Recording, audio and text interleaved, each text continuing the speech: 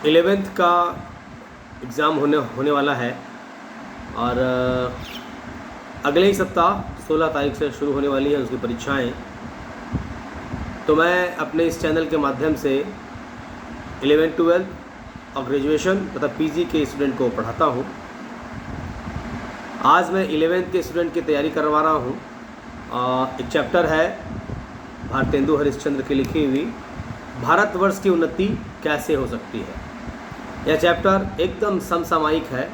आज जो देश के हालात हैं, देश के जो माननीय प्रधानमंत्री महोदय हैं, वो भी चाहते हैं कि कैसे देश की तरक्की हो और देश की तरक्की कैसे हो, इस विषय पर भारतेंदु हरिश्चंद्र ने जो लिखा है, उन्होंने जब इस रचना को गढ़ा उस समय देश गुलाम था, अंग्रेज़ों का शासन था हमारे देश पर।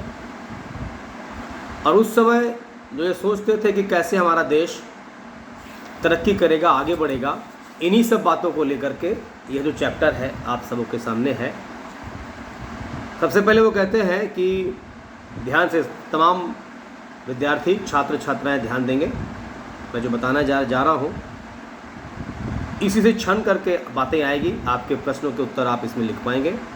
मैं आपको लगभग 200% देने का प्रयास करूँगा। आपको उसमें से कम 100% निकाल लेना है, जो आपकी परीक्षा को बेहतर बनाएगा, आपके अंक अच्छे आएंगे।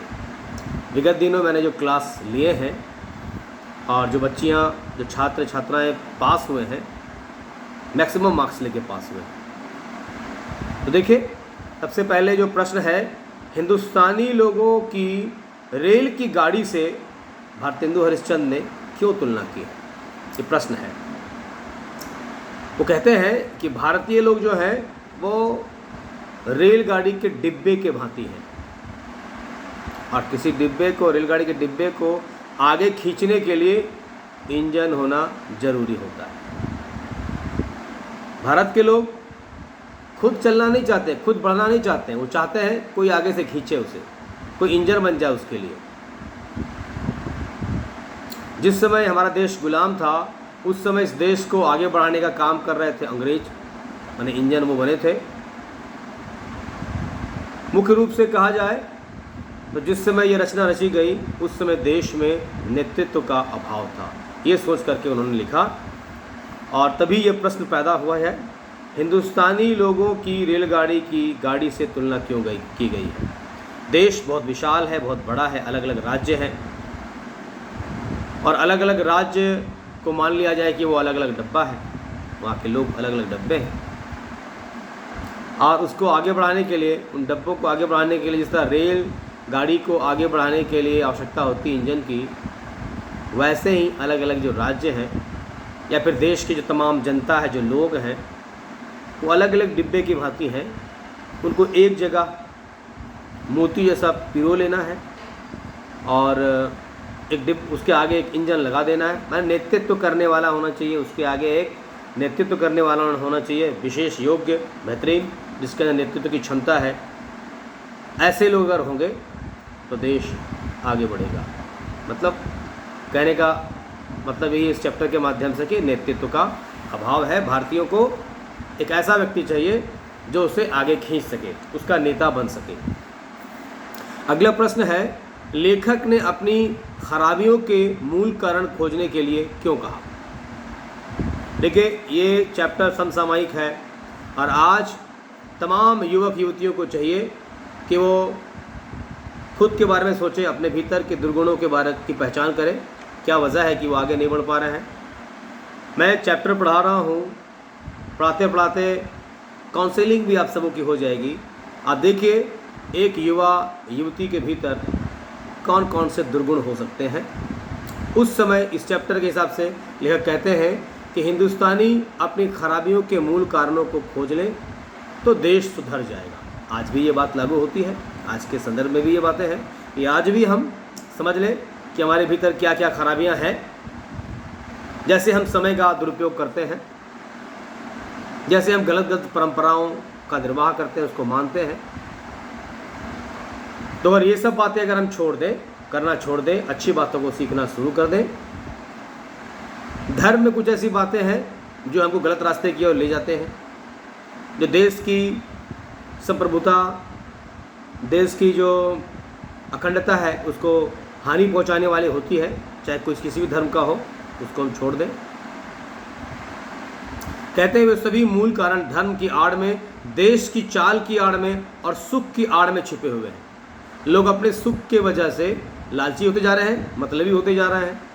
मतलब हमको लालची नहीं होना है, मतलबी नहीं होना है, और ऐसी राजनीति का निर्माण करना है जिसमें सबका साथ हो, सबका विकास हो।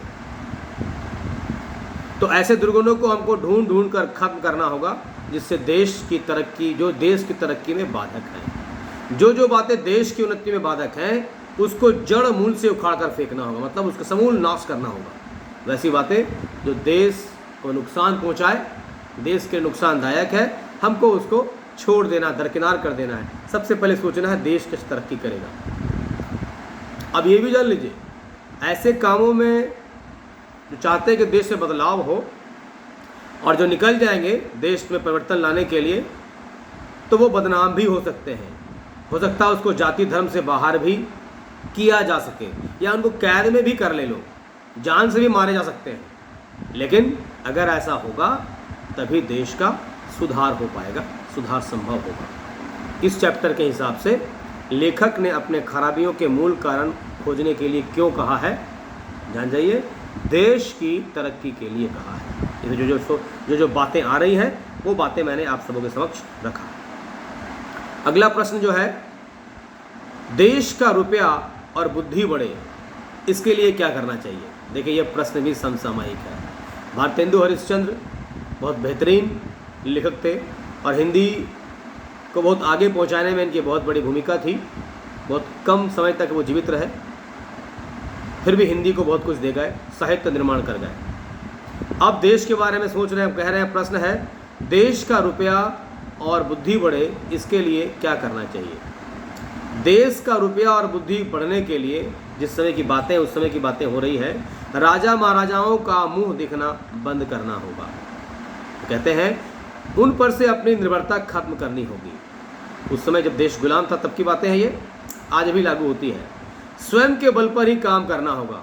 जैसे आज कहते हैं ना, आत्मनिर्भर भारत, मतलब आपको खुद स्वावलंबी होना पड़ेगा, मजबूत होना पड़ेगा।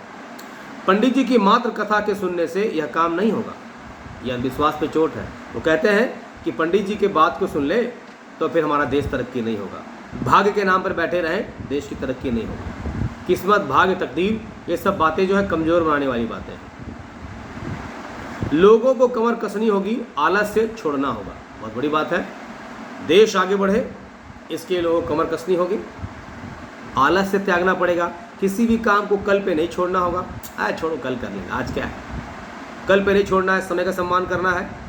हमें खुद को जंगली, हूस, मूर्ख या कमज़ोर नहीं कहलवाना होगा। अंग्रेज लोग कहते थे ब्लडी ब्लैक इंडियन, ये नहीं कहलवाना होगा। मतलब हमें नैतिक रूप से मजबूत होना होगा, व्यवहारिक रूप से मजबूत होना होगा।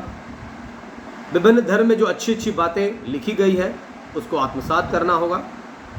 अच्छी बातों को हमको सीखना होगा, उसको जीवन में प्रयोग में लाना पड़ेगा, जीवन में उतारना पड़ेगा।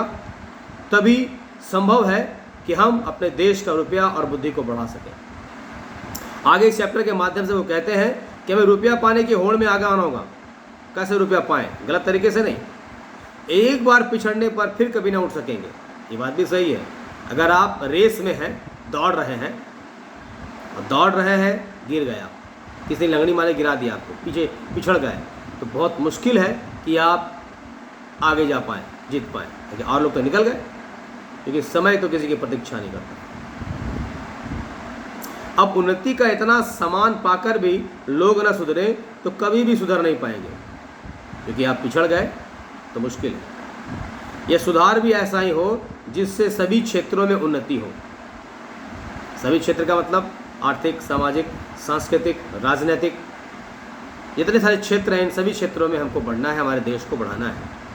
सभी व्यर्थ बातों को छोड़कर उन्नति के रास्ते में अपने सुख को होम करना होगा। मतलब स्वार्थी नहीं होना।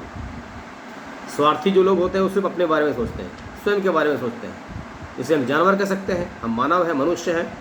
हमें स्वार्थपन त्यागना पड़ेगा और देश हित में काम करना पड़ेगा, तभी हम कह सकते हैं कि देश का रुपया और बुद्धि बढ़ेगा, और इसके लिए हमें स्वार्थ त्यागनी होगी, समय का सम्मान करना पड़ेगा, तमाम जो संसाधन है उसका सही इस्तेमाल करना पड़ेगा, और हर क्षेत्र में आगे बढ़ना पड़ेगा।